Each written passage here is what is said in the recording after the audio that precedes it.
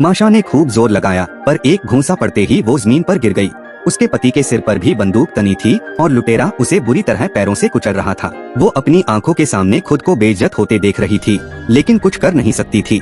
जब लुटेरे का मन भर गया तो उसने अपनी रिवॉल्वर उठाई और सीधे पति पर निशाना साधा। माशा, जो खुद बड़ी मुश्किल में थी, यह देखकर भी लुटेरे से अपने पति की जान बख्शने की भीख मांगने लगी, पर लुटेरे ने उसकी एक न सुनी। उसने ठहाका लगाया, ट्रिगर दबाया और पति को गोली मार दी। इससे भी बुरा यह था कि माशा ने बाद में देखा कि उनका पड़ोसी, वह यहूदी बूढ़ा, शुरू से वहीं मौजूद था। उसने उन्हें जलील होते देखा पर मदद के लिए हाथ तक नहीं बढ़ाया। गुस्से में माशा उस बूढ़े पर चिल्लाते हुए गई तो उसने माशा को एक झटके में धक्का दे दिया। फिर उसने बड़ी नफरत से अपनी छाती पर बने सितारे के निशान को थपथपाया। जब उसने माशा की आंखों में नफरत देखी तब उसे शायद अपनी शर्मनाक हरकत का एहसास हुआ। उसने दिखावे के लिए माशा की तरफ हाथ बढ़ाया, लेकिन माशा ने गुस्से में उसका हाथ झटक दिया। तुम्हारे हाथ खून से सने हैं। तभी माशा को याद आया कि लुटेरे उसकी बहन को भी अपने साथ ले गए थे। उसने फौरन उस बूढ़े यहूदी से बहन को बचाने की मिन्नत की, लेकिन बूढ़े ने साफ मना कर दिया। उसने गुस्से में उसकी छाती पर थूका और फिर अपने पति की लाश पर गिरकर खूब रोई। पति की लाश को अकेले ठिकाने लगाने के बाद उसने जमीन से एक रिवॉल्वर उठाई और अपना बदला लेने के लिए निकल पड़ी। लेकिन इस 60 डिग्री की तपती गर्मी में